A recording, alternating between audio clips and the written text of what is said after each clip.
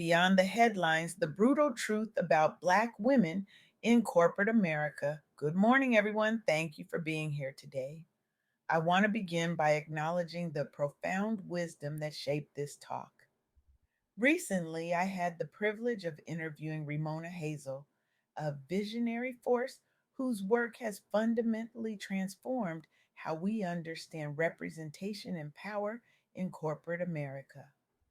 Ramona isn't just a thought leader, she's a truth teller who has dedicated her life to creating pathways for Black women in leadership while unflinchingly challenging the comfortable narratives we tell ourselves about progress.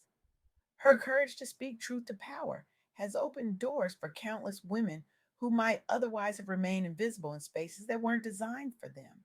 Today, I'm honored to share the wisdom she imparted during our profound conversation.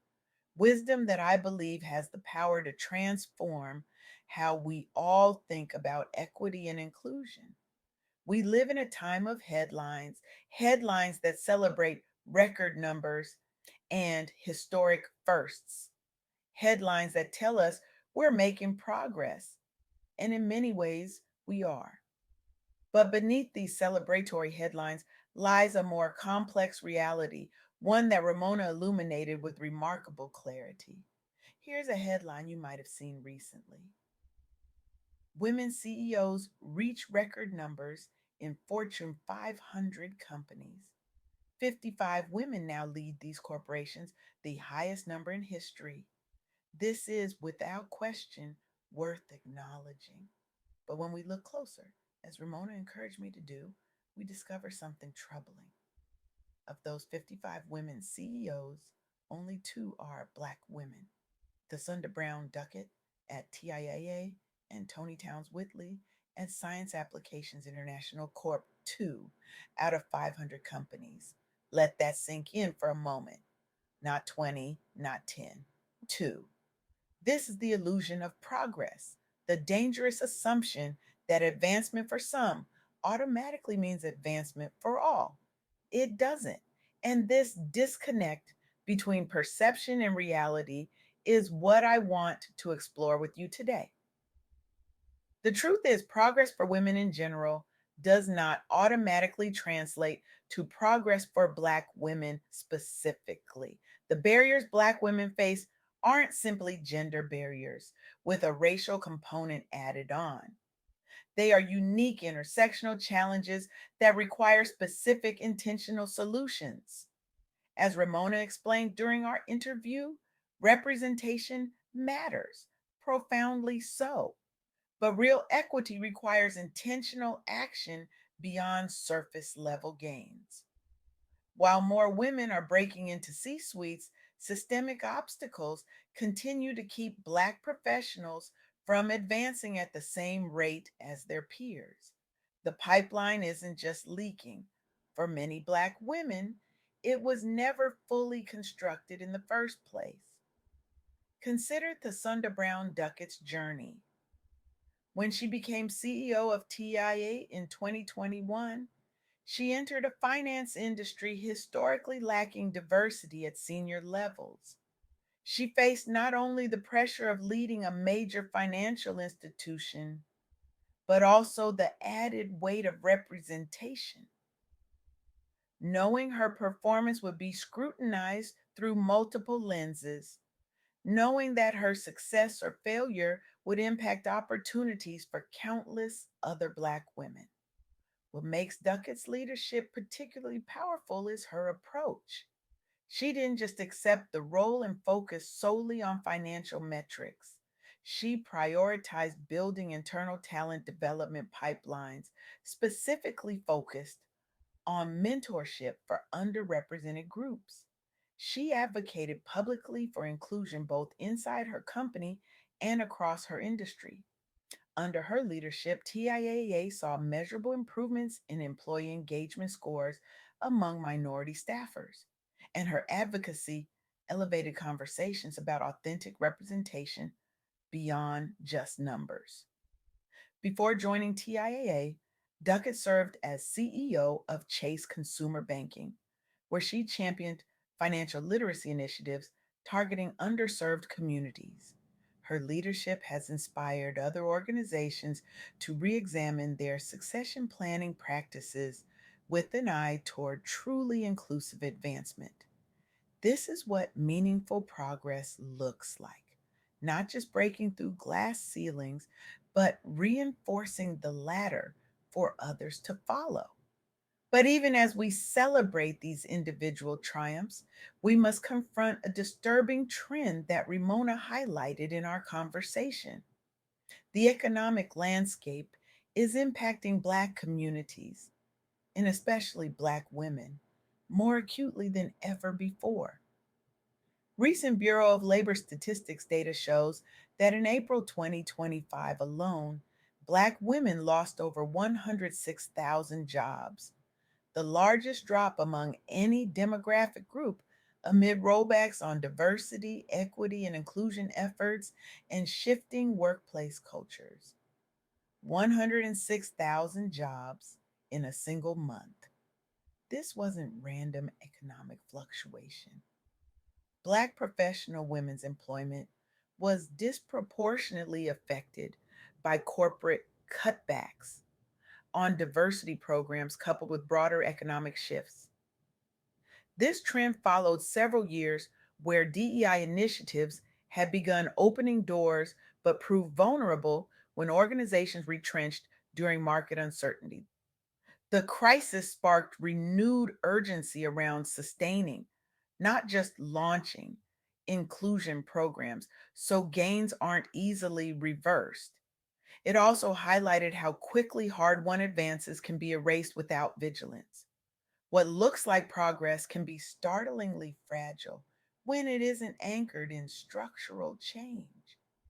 This is the reality many Black women face in corporate America, a reality where even after breaking through barriers, the ground beneath their feet remains unsteady, a reality where they must constantly prove their worth while navigating both subtle and overt biases, a reality where they are often the first to be let go when companies decide diversity is a luxury they can no longer afford.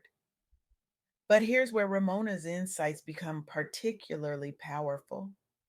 Despite these challenges, or perhaps because of them, we're seeing remarkable resilience and innovation within the Black community.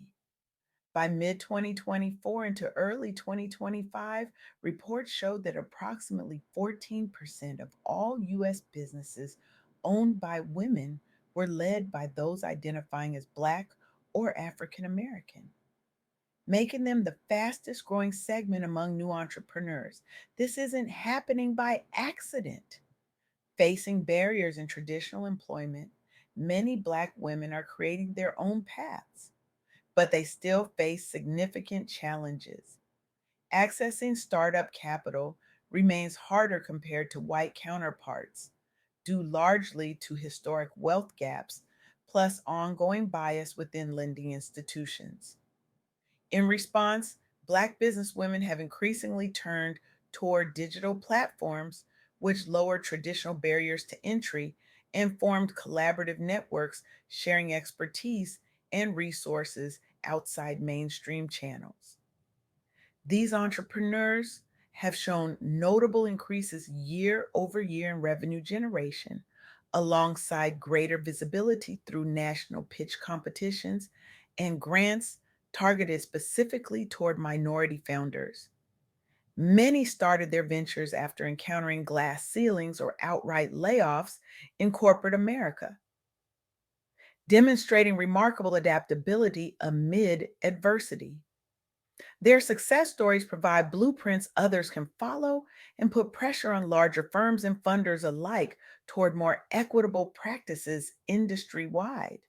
This is what Ramona calls creating our own tables rather than waiting for seats at existing ones. It's a powerful form of agency and self determination. But, and this is crucial, it shouldn't be the only path available. Black women shouldn't have to become entrepreneurs simply because corporate America fails to value their contributions. So, where does this leave us? With a complicated truth. We are making progress, but that progress is uneven, fragile, and insufficient. The headlines celebrating diversity often mask persistent inequities. The systems that produce these inequities remain largely intact even as individual exceptions are celebrated. As Remona emphasized in our conversation, we need to move beyond what she calls performative diversity, the kind that generates good press releases but doesn't fundamentally alter power structures. We need to examine who truly holds decision making authority in our organizations, who controls budgets, who determines strategy, who decides who gets hired, fired, promoted, or developed. True progress isn't just about who's in the room, it's about who has the power to shape what happens in that room. It's about creating environments where Black women can bring their full, authentic selves to work without having to code switch or downplay their identities. It's about recognizing that diversity without inclusion is merely tokenism, and inclusion without equity is merely optics. Remona shared something profound that I can't stop thinking about. She said, the most dangerous illusion is believing we've arrived when we've barely begun the journey. This is the heart of what I want to leave you with today. We haven't arrived. The journey toward true equity is ongoing, complex, and often uncomfortable. It requires more than good intentions. It demands sustained action, accountability, and a willingness to examine and dismantle systems that perpetuate inequality, even when those systems benefit us personally.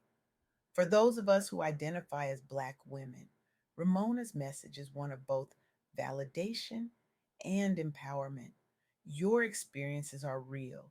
The barriers you face aren't imaginary. The extra work you do, the code switching, the careful navigation of stereotypes, the emotional labor is substantial.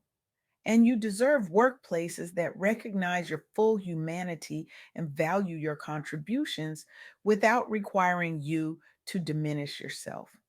For allies and organizations, the message is equally clear. Performative diversity isn't enough. Hiring a few Black women isn't enough if they're not supported, developed, promoted, and given real authority. Celebrating Black History Month isn't enough if you're not addressing pay inequities, promotion disparities, and cultural issues the other 11 months of the year. I want to end with a challenge, a call to action for every person in this room. What if we stopped celebrating the exceptions and started demanding the rule?